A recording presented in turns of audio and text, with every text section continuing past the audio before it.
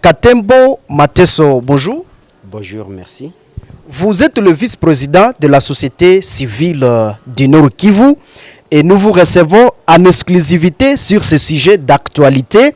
Le commandant de la force régionale de l'EAC, le général Jeff Nyakai, vient de démissionner. Il parle de la pression politique qui pèse sur lui et des intimidations dont il serait victime de la part des mercenaires recrutés, surtout par Kinshasa. Quelle est la réaction de la société civile?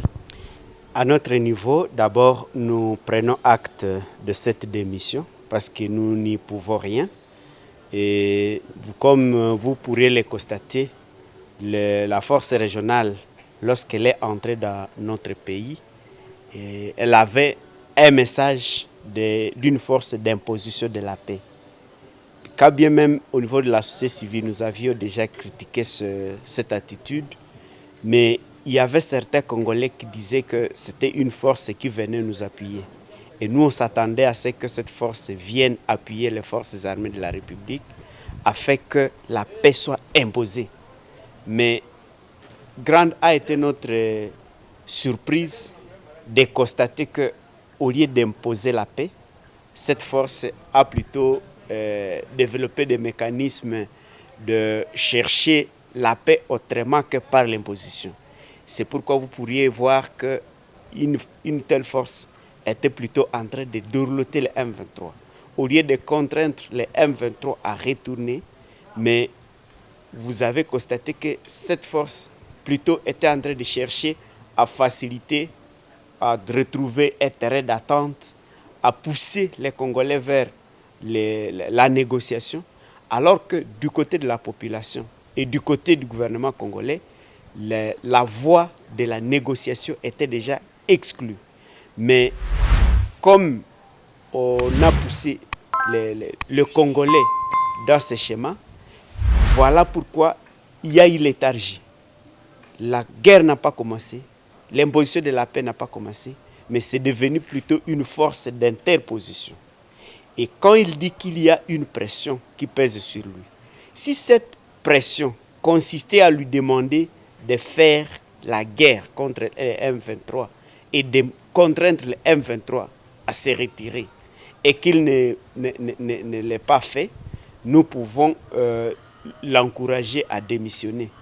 Malheureusement, celui qui viendra le remplacer peut connaître aussi le même problème si vraiment dans la politique interne de la force régionale de l'EAC, la voie de l'utilisation de la force est exclue.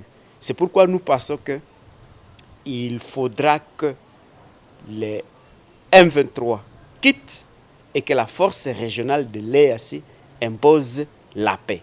Mais si ce n'est pas le cas, alors il faut encourager le commandant à se retirer et avec ces troupes parce que ce que la population attend risque d'être autre chose que la mission même de cette force régionale de l'EAC.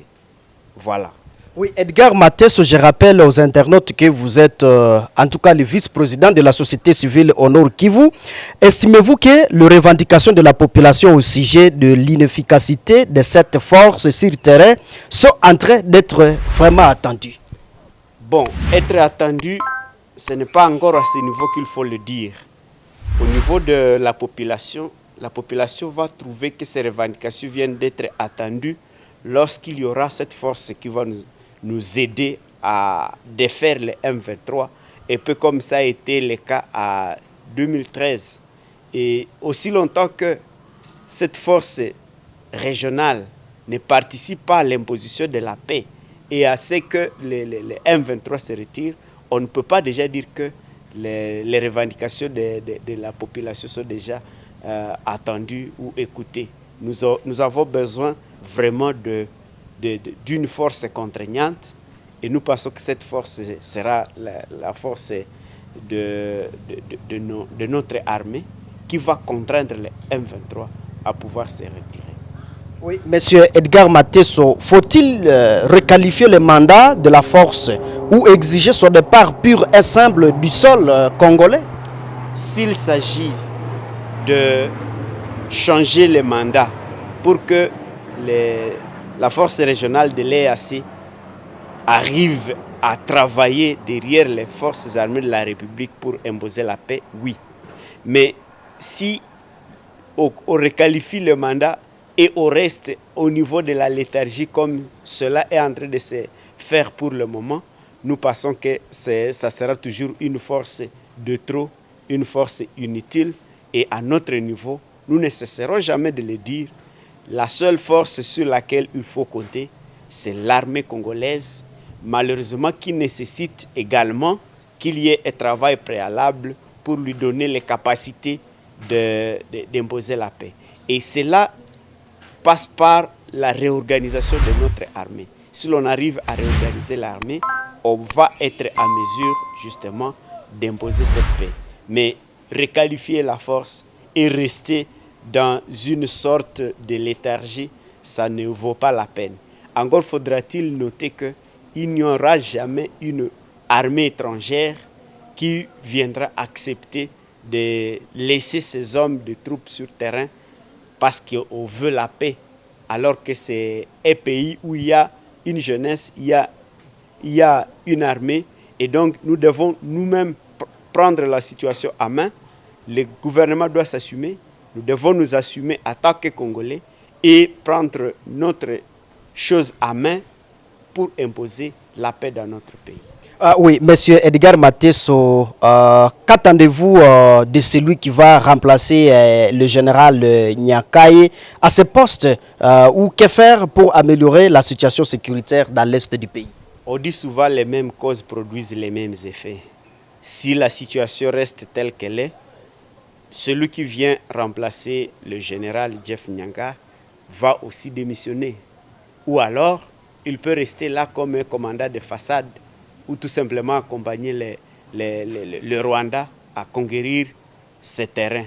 Mais nous aurions voulu plutôt que celui qui viendra le remplacer, si vraiment la RDC estime que c'est ça la voie, il doit lui aussi s'assumer jusqu'à ce que les revendications de la population soient écoutées, soient atteintes. Et donc, nous voudrions que celui qui vient, s'il vient vraiment, si on ne décide pas que la force régionale se retire, il faudra que celui qui va arriver puisse contribuer à défaire le M23 et ne pas faciliter la cohabitation avec le M23 et ne pas faciliter au M23 de conquérir d'autres villages, d'autres cités, mais plutôt aider le M23 à quitter le sol congolais, à déposer les armes et à rentrer au Rwanda. Dans le cas contraire, et cette force ne sera pas la bienvenue au Nord Kivu. Oui, avant peut-être de vous laisser, Monsieur le Président, quel souvenir avez-vous face au général Nyangaye sur le dossier du M23? Bon, en fait, quand il est arrivé au pays, on peut déjà le sentir qu'il y a une contradiction avec le gouverneur de province, parce que c'est devenu plutôt une force dont la mission annoncée n'est pas la mission exécutée.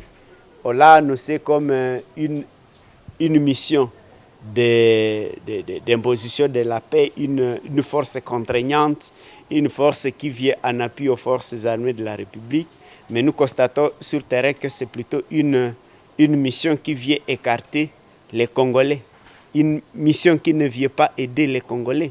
Et que donc, lorsqu'il doit quitter, nous constatons qu'il quitte lorsque cette force n'a pas aidé aux Congolais à récupérer leurs terres. Oui, en tout cas, nous sommes à la fin. Monsieur Edgar Mateso, je rappelle aux internautes que vous êtes le vice-président de la société civile au Nord Kivu. Nous vous disons merci. C'est plutôt à moi de vous remercier.